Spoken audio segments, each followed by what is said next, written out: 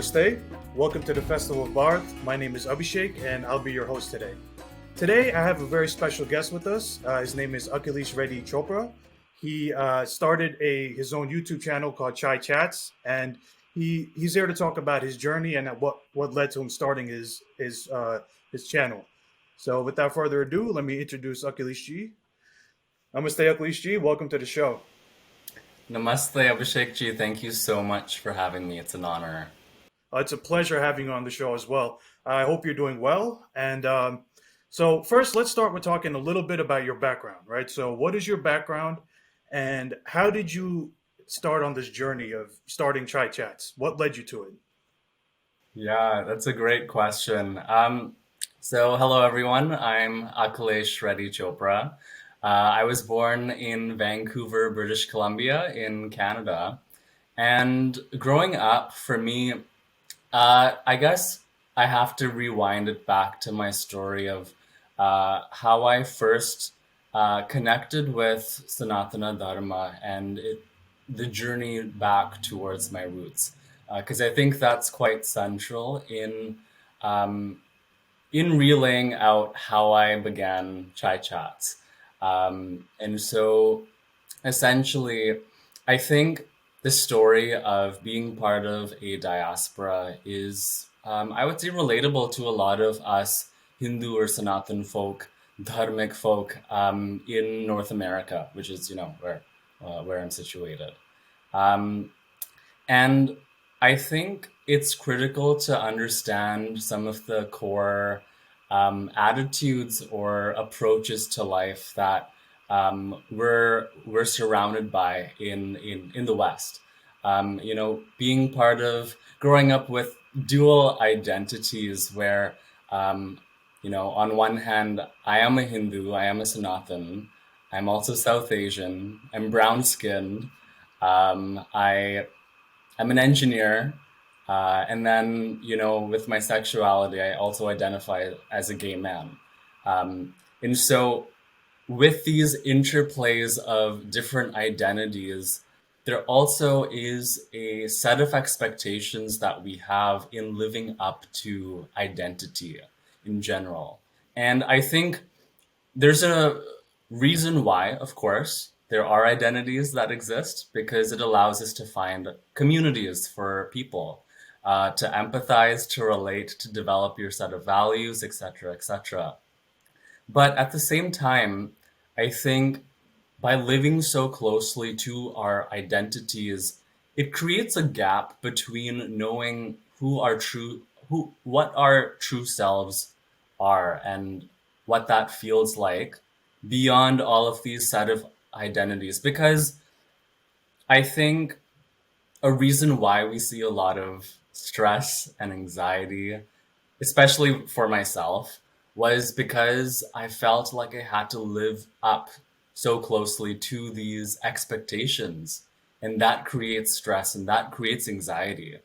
And so I think that was a very critical part of growing up in the West, a part of the diaspora, is you're trying to figure out who you are. You're trying to develop your own set of values outside of the household, because that's, when you're in your 20s and 30s, that's sort of the time of exploration in learning about yourself.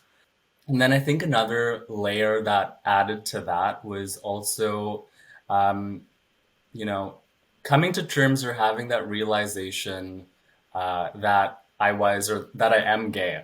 And I think that definitely played a role because, um, before I had started Chai Chats, before I had even connected or even, I didn't even know of the term or the philosophy of Sanatana Dharma.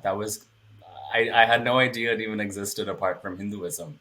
So during that time, I was very much engulfed in trying to live up and express myself outwardly, trying to relate to the world, to other people. And in that journey, I got caught up heavily um, in identifying so externally. And so it was a very interesting time where it felt like I had genuinely and honestly lost myself. And so during COVID, that was a time when I moved back home to my mother's or our family home, um, and I think that was for the first time, being in isolation, where I took the first steps in opening that door towards my ancestral culture. Um, my mom, she's I think my pillar and my cornerstone. Um, and she's always been the one within the household to impart the knowledge and the understanding of our traditions. And so being, forced to isolate and to be in lockdown, um, I think for me, that was what really saved me from going down a completely different path. Um, and that was then where I began learning more about what is Sanatana Dharma, what are the core values, what does it stand for. Um, and the real turning point or changing point was going down to the very definition of Sanatana Dharma. And Sanatan or Sanatana means eternal, everlasting. It's limitless. It's dynamic. It makes up the universe, and I think even beyond that, looking at then dharma, and dharma. The root of dharma is dri, and within dri is ri. And ri is one of the syllables within prakriti. And learning about what prakriti is, knowing that it's the dynamic, primordial, creative, vibrational, reverberating energy um, that has manifested itself into creation, into uh, what we see, what we experience, what we feel in this plane of existence. From plants, animals, mere objects to you and me in this conversation, we're all one and the same. And I think that was truly a pivotal moment for myself in understanding that when we drape our identities away, we're soon able to begin connecting with that energy, realizing that we are also part of, but we are also Prakriti at the same time. It reminds me of the shlok Om Purnamadaha Purnamidham from the Upanishads, which explains that core philosophy that we are one and the same. Even when you take this entity out, we're still that entity of Prakriti. And so that was a huge turning point in connecting with Sanatana Dharma, understanding that I'm more than just these identities. But then, of course, we do still live in this world and we do have to engage with the world and we have to act. And I think that's from understanding Sanatana, moving on to Dharma. And Dharma is there, it even translates to, the sustenance, the balance of Prakriti, which is what I mentioned earlier, the all everlasting, ever changing energy, Prakriti. And and so when we bring it back to our own personal lives, and for myself, for my own life, I realized, well, how do I still, take this seemingly overwhelming concept, but then apply it to everyday life? And I think that's, because I am an engineer, I do have to work. I'm a student as well. I'm in school, in grad school. So how do I still take this and apply it to my life? And that's where I began thinking more deeply on what my core values are and what my role is in society, what are my responsibilities and duties in upholding dharma in everyday life. So I think that would be, the story that I would share with you in how I first connected with, or reconnected, I should say, with Sanatan Dharma. Um, and then, of course, during that journey, by having these conversations, the key theme within these conversations with my mom was, of course, having a warm cup of masala chai. And that became the theme where every time we would have a story, our stories were always accompanied with a cup of chai.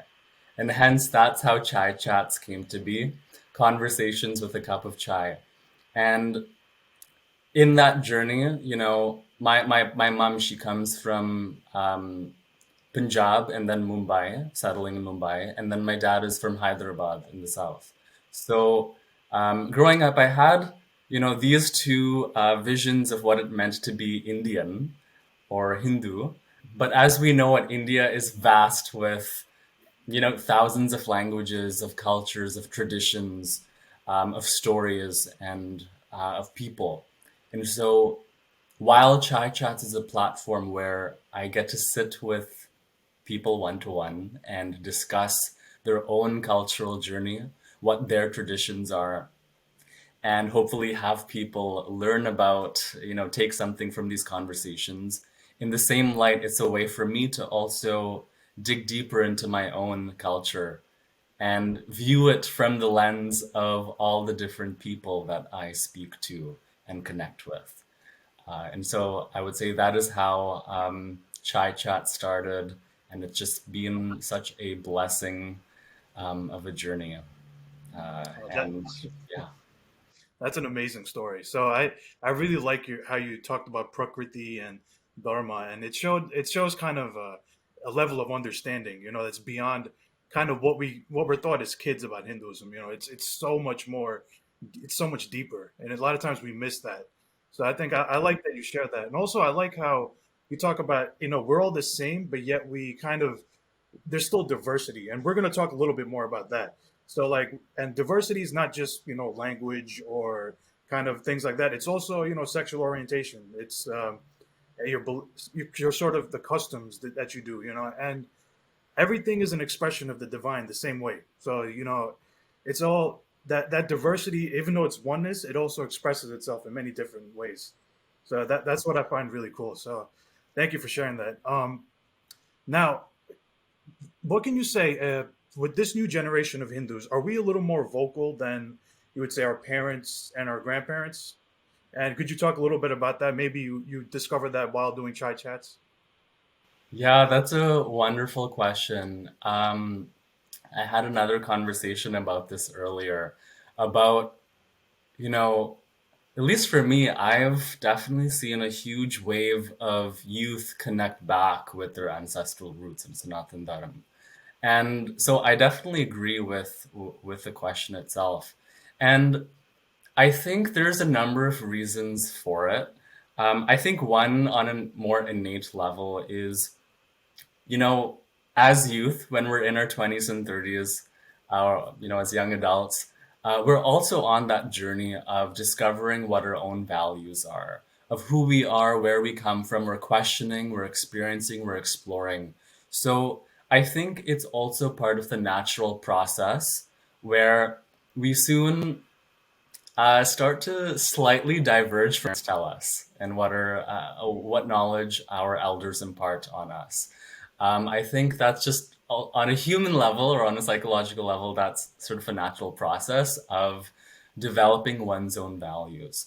So I think keeping that aside or considering that, I think um, I think we're also in this day and age where while youth are trying to understand who they are, um, there has been a new wave of not only Hindus, but people across the world trying to identify their ancestral culture, especially, and I think part of that is also taking back our history and learning about, well, it's, evident that colonialization happened as well as the invasions. And so there is a lot of rewinding to do to get back to that point where what was their civilization like?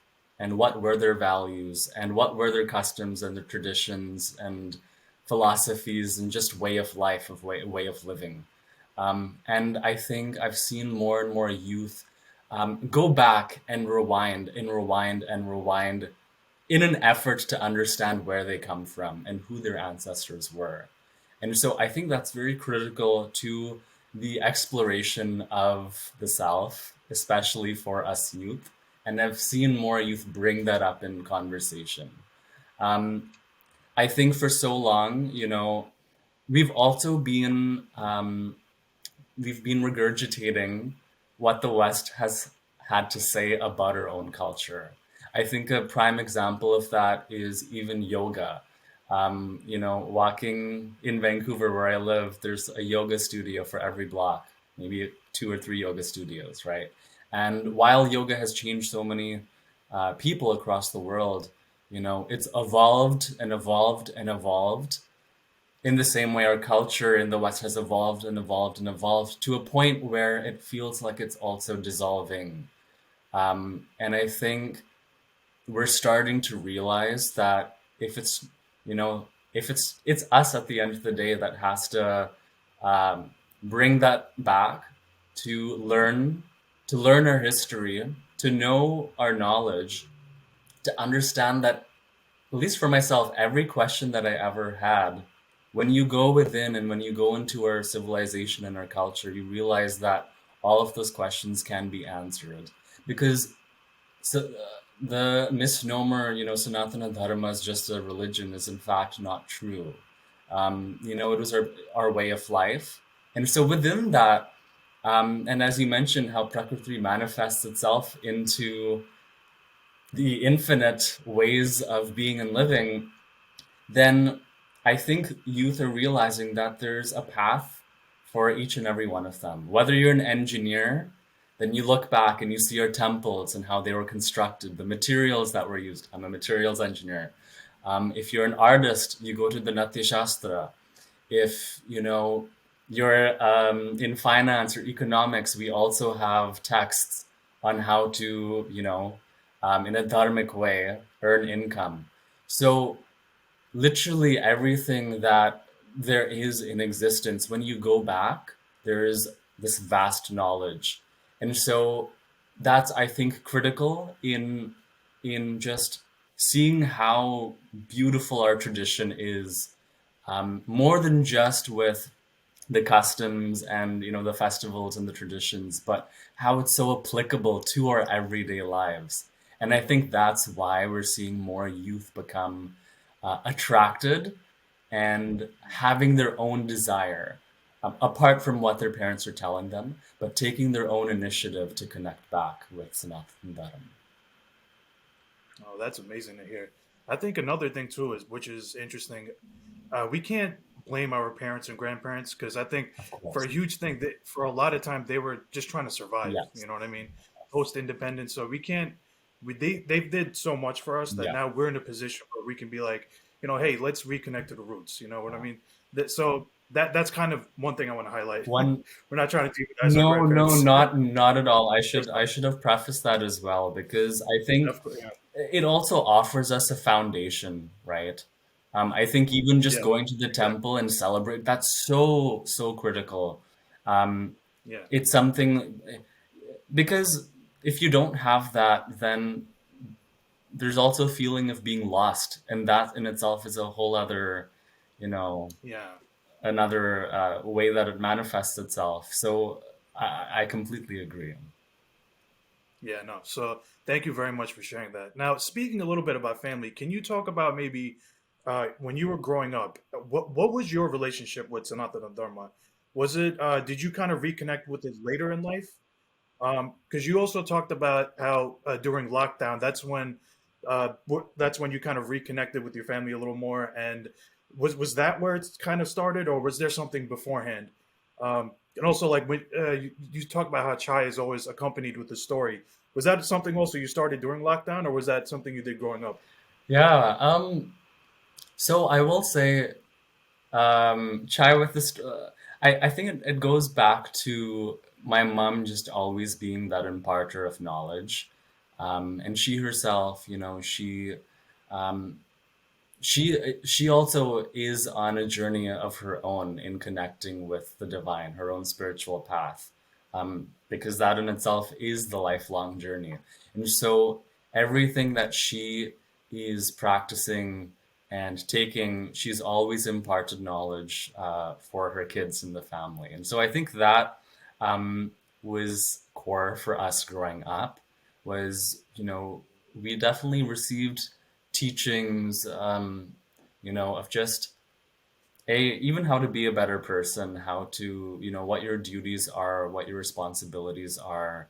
And, I think one thing that was also imparted was, I think, just her respect for humanity, for everyone, regardless of their orientation, where they come from, their background.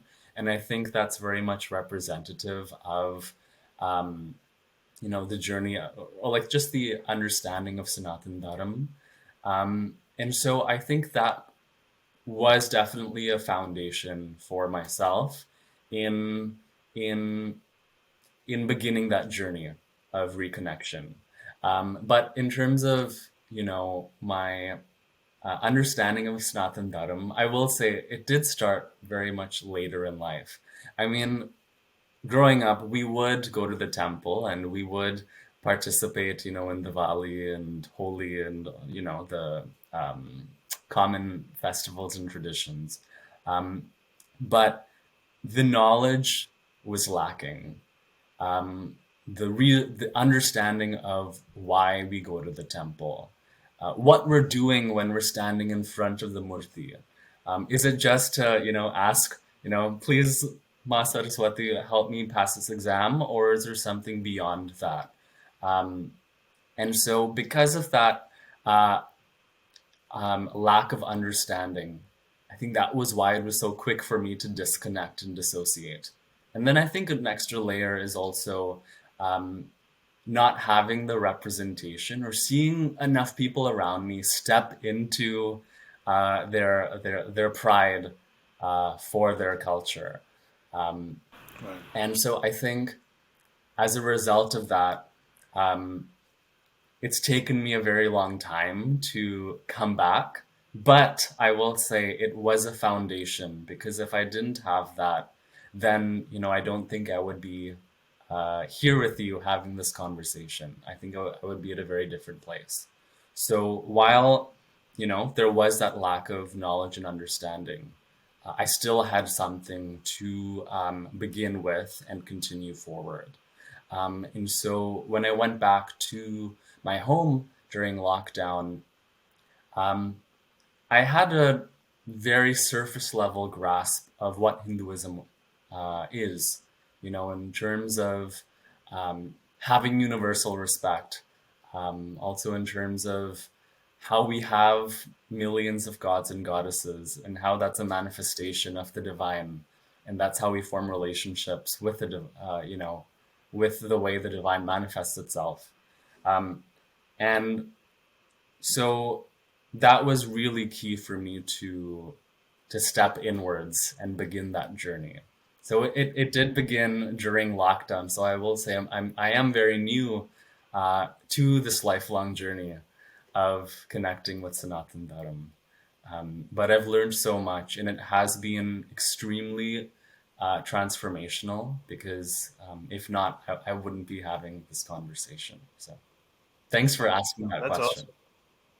No, I like it because that's actually very relatable. I think a lot of people will find that relatable who live in the diaspora because, we are spending a lot of time trying to fit in, and we have that surface level understanding. Our parents do take us to temple and we celebrate Diwali. So what you shared was very relatable to Mm. me. So I appreciate that. So now let's talk a little bit about your channel, right? Let's talk about Chai Chats. So now one of the things that you talked about, right, is um, you you cover. So let's talk. What are some of the topics you cover, right? And of those topics, were there any that had a huge impact on you? Okay. Yeah, so I guess for folks that are tuning in, I'll just give a bit of an overview of what Chai Chats is and what we do. But Okay. essentially, on Chai Chats, it's a storytelling platform where we bring in Dharmic youth from around the world, not just folks who are connected with Sanatan Dharma, but of course, the Dharmic cultures of Buddhism, Sikhism, and Jainism. And so we bring in people on the show, I guess you could call it, where we have interviews and conversations, trying to, again, learn about what their journey was like growing up in connecting with their culture, but also bring in or even emphasize, um, the regional cultures from the area that they come from. Because supplementing, having, the philosophical knowledge of building your values, of building how you connect and respect others, and so on. Um, just with that is the important piece of celebrating your traditions, of holding on to them and practicing them and understanding what they are, and the knowledge that is associated with them, to create sort of full 360 circle of what it means to come from a certain community, and live by the values and traditions that that culture um, represents. So we also do a lot of cultural learning. So we'll have, if you scroll to the page, um, for every person that comes on, where they come from. For example, in Maharashtra or Gujarat, then we'll do a full feature of a series of posts where not only we have interviews with them, but then we also showcase the traditions,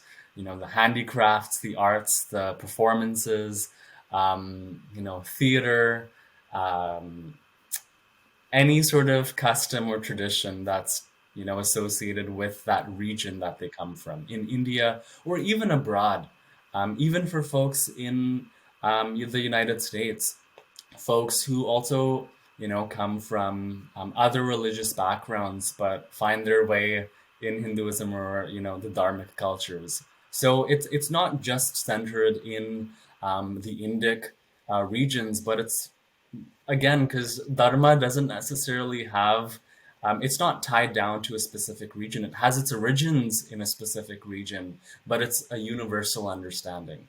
And so we bring in guests, and of course, as I mentioned earlier, how I have conversations with mom with some chai, we have stories with one another with a cup of warm masala chai. And so I guess, and then to your second part of the question, you know, I guess you're asking, what is it that I've learned? Um, and it's such an interesting thing because with every single conversation, there's always I'm constantly learning. It's almost it's a tool for me as much as it is for other people to learn.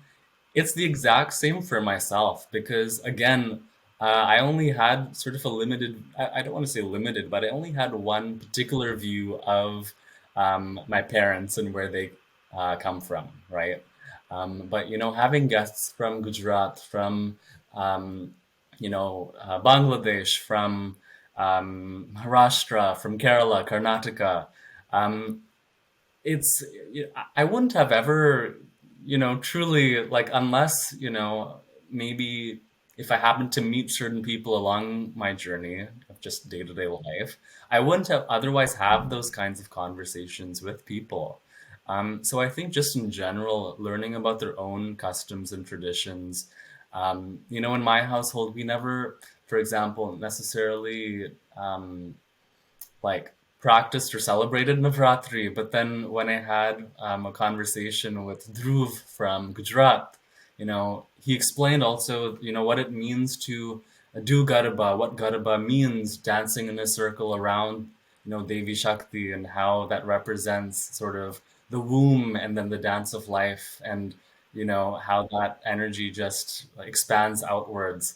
So, I'm constantly learning when doing chai chat. So I'm equally, blessed as, other folks that, take something away as well. Oh, that's awesome. Would you say that that is something that makes your channel a little bit unique? The fact that you try to sort of focus on the diversity of Sanatana Dharma and you try to let people speak about their specific customs. I, yes, I do think so. Um, because you know, like there are an infinite number of stories and of unique experiences from people, right? And I hope that what people get out of coming to Chai Chats is not only learning about the different cultures, but also, as you pointed out, understanding that dharma is infinite. And as we know, dharma um, is the balance of prakriti and sustaining prakriti and continuing prakriti.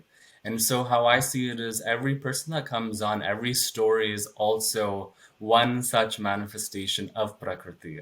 And so, that's how I definitely view Chai Chats in a way where it's an expression of everyone, of this universal mosaic, of this universal fabric, and each person has their own piece that adds to this fabric. I think another key, you know, I wouldn't say difference, but I think just something, um, you know, central to Chai Chats is also, sharing the stories of everyday people. Um, you know, that person who's, studying in university, who, apart from, going to concerts, but, if they're a Bharatanatyam dancer, bringing them onto the show.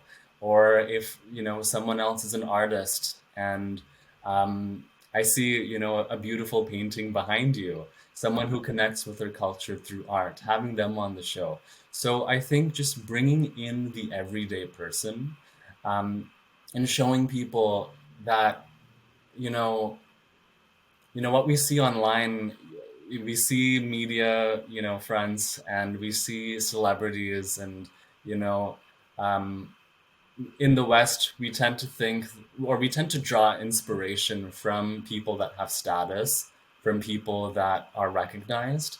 Um, but I think on Chai Chats, I also want people to feel that um, you also don't need to have reached any certain level of quote unquote status to feel appreciated and ultimately to feel seen. Um, and so I think that central or a core tenet for our organization is just bringing in the everyday person and showcasing their cultural expression and journey.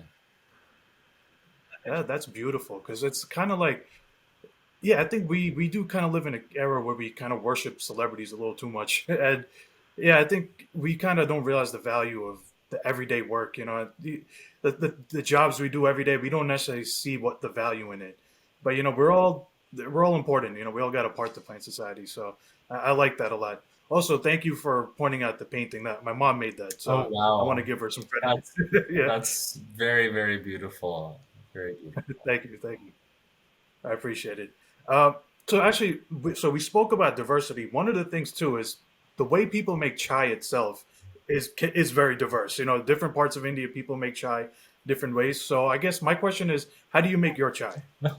That's a great question. I've actually never been asked that. Um, Uh, so it's funny because at home, my mom doesn't necessarily like the full masala chai. okay, So I tend to put individual ingredients. Right now I'm drinking saffron chai. okay, On another day I'll have lychee, cardamom chai, cloves. Or, if I'm feeling a bit more energetic, I'll throw in all of the spices. okay. But yeah, I currently am having a cup of saffron chai. Oh, nice, wonderful. Did you learn about any new chai recipes while doing chai chats? Um, Yeah, I guess I would because I always ask people, when you're coming on for a Uh, chai chat, have an accompaniment of chai. Some people do have coffee, and I'm like, okay, yeah. we won't tell people that. Um, but let me think. I think I never realized people put black pepper in their chai, so that was new for me. Oh, okay. So yeah. Okay, very cool. And also, what kind of snacks do you like with chai? I know you said you normally it's accompanied with a conversation. I think on your YouTube channel you said that, but Are there any snacks you like to have with chai? Oh, and 100%. Yeah. If I have to go back, I absolutely love my mom's dokla. So we'll have dokla Uh, and some chai, and I think that's just the best pairing of food. So yeah, I think when I meet my mom this week, I'll definitely ask if we can have some dokla with okay. chai. Oh, wonderful. Yeah. Um, so now, what are some of your future goals with chai chats? So you've got a good thing going. Is there anything you want to expand into? Is there any particular regions of India you haven't covered, or anything like that you want to talk about? Yeah, I mean, that's something that I'm constantly thinking about. Um, I think I do want to have more in-person community events. Right now Okay. we're, a full online platform. We're not as active, I would say, on YouTube. Our main sort of presence is on Instagram. Um, Uh-huh. and so I think also, yeah, just ramping up different platforms. Right now, I'm in the midst of creating our Chai Chats website, which will feature, all of our Chai Chat guests and, their performances and the learning pieces. But I do want to get more into the community engagement aspect. Um, so one example that I'll share was an event that I did last year with our own university, with the UBC is University of British Columbia. So with our UBC Yoga Club and also the Hindu Yuva UBC chapter at the university, and the event was learning about the roots or the origins of yoga beyond the asanas, and so we were really happy to see our yoga student club agree to be a part of this organization. And um, we brought in speakers like I think folks that would know Jeffrey Armstrong, I think, and from um, from a virtual platform, and then also having in a psychologist talking about um, yoga in terms of consciousness and how it allows us to connect beyond our beyond the physical reality, but how do we as yoga being union, how do we connect with prakriti, and how that also the interplay even within our own psychological and sort of our brain and what that looks like. So that was very interesting. And then we brought in and we had a yogini do a traditional yoga exercise, followed with also chanting mantras and bringing in um, a Carnatic singer to do that for us and sort of build this um, understanding of what yoga represents, where it comes from. So I think I want to have more kinds of community events um, where we take cultural practices that are so central to our civilization, and have people learn and understand and build a new sense of gratitude. I think because I think you know it's it's unfortunate if I mean, it's great on one hand to see people engage in our practices, but if we ourselves, if the Sanatan or Hindu or Dharmic community ourselves are not taking pride, um, then as I mentioned earlier, things will evolve until they ultimately dissolve, and then we lose, and then we regurgitate our own cultures that are fed back to Right. us. So I think having community events is something that I would like to get into. That's very cool. Have you thought about doing anything with temples or getting involved with local temples or anything like that? Yes, actually, I think that's a fantastic idea.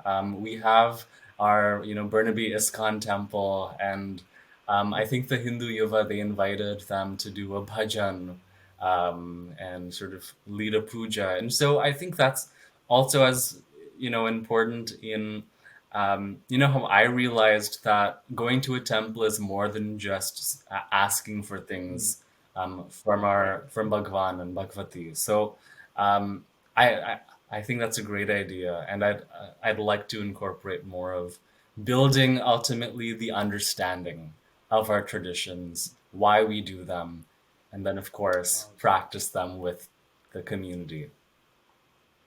Okay, thank you very much. Um, so now, what can you say if someone wants to help support your channel, support your cause, or if someone wants to be a guest on your channel and share their story? How could they do that? That's a good question. I haven't necessarily thought about that, but I think honestly, just reaching out, like literally, if you're on Instagram, if you're, we're also on Facebook, soon we'll have our website. If there's any, I mean, I'll pose a question out to everyone watching. You know, if there's any particular topic that resonates with you, or if there's, you know, a tradition, or if you have a story to share and that you're willing to share with, I guess, the global audience, um, feel free, definitely, please, please, please, you know, reach out to us. Because at the end of the day, we're all learning together. I'm learning, you know, we're all on this learning journey, and it's a lifelong journey. And so we I'm not looking for necessarily subject matter experts. Again, as I mentioned, we bring in the everyday person, you know, the everyday engineer or the artist or the dancer or the singer, right? Or it doesn't even have to apply to the arts. But you know, even if you know you love Ithahas and reading the stories, then if you'd like to be a storyteller, but what I also ask from people is, you know, just as we engage in the traditions and performances, um, it's critical, or the critical accompanied component is sharing the understanding, or like sharing what they represent. When you're doing a particular Bharatanatyam performance, or when you're, you know, with the different mudras, explain. I really encourage people to dig deeper into what is it they're doing, what does it represent, what is it, is there a story attached? Because ultimately, um, again, it all just comes back to, if there's that lack of understanding, it creates a larger gap between us and the culture. And then soon, maybe after a decade or so, as I mentioned from another conversation, it can come to a place where, you know, our culture is just a mere sentence in a textbook. And so it's, so while we celebrate our traditions, we also have to cultivate our knowledge, because it's the knowledge that ultimately has allowed our cultural traditions to exist for thousands of years.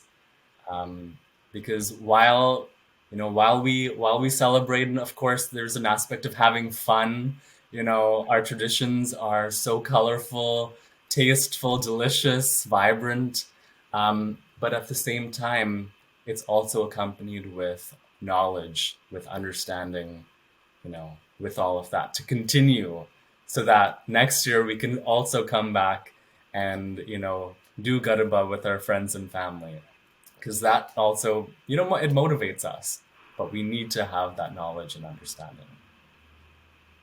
Oh, that's wonderful. Um, so now, okay, here's might be a little bit of a controversial question, but so some people say chai is not inherently an Indian thing, right? It's something that came from the British Raj. So, how do you feel about that? You know, I myself don't, I like, maybe I should actually look into the history of chai. I haven't done that myself, but you know, I think things also during that evolutionary process, right? When you start with something and you see that evolve, um, part of allowing, say, that culture or that custom to evolve is also, um, you know, seeing the fusion, or because culture is not stagnant as well. Culture is also changing with the generation, because of course people add, and of course in order to, you know, have it integrated into their own day-to-day life, their lifestyle, right? So culture is also changing, but the core is still there. So with chai, you know, wherever chai has come from, you know, if it's from the British Raj, I've also heard, chai or tea originated from China. So wherever it evolved, we acknowledge where it comes from. But then we see how every part of the world has their own version of chai or their own recipe. Um, you even in the West you have Earl Grey, and that's sort of a form of chai, right? Tea.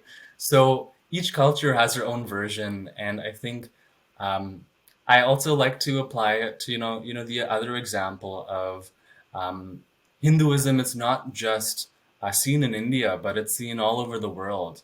In the Caribbean, in Bali, in Indonesia, Balinese Hinduism. And so I had a conversation with actually she was a guest on Kona and Shanti Sisterhood, Adriana Nelson. We had her on the show, and she's a historian, and she explores how cultures evolve yet maintain their integrity. And one of the aspects of having cultures exist is also seeing their transformation over time, and how you see other regional or even coastal cultures. They have their own traditions that are then applied to whatever, to, for example, Hinduism, and then you see that manifest into, for example, Balinese Hinduism, where you see the coastal traditions, and but at its core, the Hindu culture and the philosophies are still intact. And so that's another way how we can um, see that process of evolution. But remember, um, in that certain scenario, you can have evolution, and people will ask, you know, um, shouldn't we focus on what's most applicable to our day and age, right? Shouldn't we just remove the things that don't necessarily apply? And it's not just a black and white answer, a yes or no. It's about um, knowing where it comes from and maintaining the integrity. But of course, I would say instead of trying to fit, for example, culture or Hinduism into your life, I would ask people to see how can you add to the culture, right? What can you add in order to make it, more, say, beneficial or useful in your own everyday life? It doesn't necessarily mean that we need to change. I mean, it doesn't mean you practice everything, of course. Dharma, Prakriti is infinite. And so there are an infinite ways of practice. And so if you change the perspective of what is it that I can add instead of necessarily take away, because what I'm taking away may be completely, um, you know, useful for another person, and that might be another person's way of life. So, what is it that we can add in that process of evolution? Okay. Now, also I think too, it's like at what point do you draw the line? Because like we're both speaking English right now, right? So it's like, what do we just boycott everything British? It's a little silly, but I do think the fact that we do our own thing with chai. We do it our way. So I think that's kind of unique, and every region has its own way of making chai. So I think that's great. I think on lastly, I would like to ask, do you have any closing statements you would like to make? Is there any message you want to give to the diaspora, or maybe anything related to your channel? Any closing message you want to give out there? Hmm. I think I'd give my message to other fellow youth, like yourself, or I mean, I don't know how old you are, but other, or just youth in general. Um, I want to say that use whatever you have learned as a gateway. If you have a bit of that curiosity, explore it. Like for myself, I always knew at the back, even amidst, you see stereotypes, you're fed things, but I do think what's applicable for everyone is, there is a slight curiosity that we might be, stifling or blanketing over. But I would say, even if that curiosity is very small, um, still, question and be curious and use that as a doorway to begin that process of learning where you come from. Um, because, as I mentioned in this conversation already, um, it's really up to this generation and continuing generations to keep our culture and traditions continuing forth.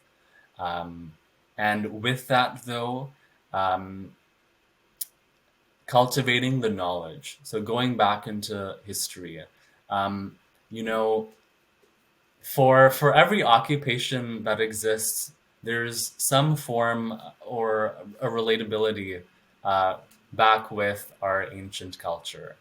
And just an example, as an engineer, I always get just baffled at our temples, and sometimes I don't understand, why isn't that temple part of the seven world wonders, right? Because everything is just so miraculous. And so, you know, it's important, of course, to fit in, and to, find your community. But, stripping that away, begin finding yourself and who you are. So that would be my message to anyone tuning in. And I thank you, Abhishek ji, for allowing me to have this opportunity to speak about my story. It's been a pleasure to chat with you, and hopefully we can stay connected. Definitely. Thank you very much for even coming onto the show. I think you sharing your story is going to be valuable to everybody. So thank you very much. And I appreciate what you're doing with Chai Chats. So thank you. And namaskaram. Namaste. Thank you. Thank you, audience. Please like, share, subscribe, and follow Akhilesh Ji and follow Chai Chats. So, thank you.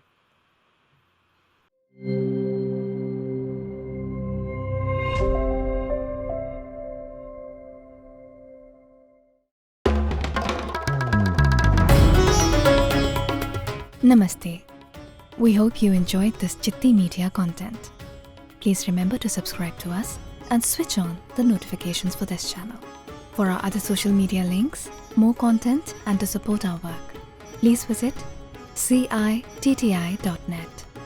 Dhanyavad. Namaskar.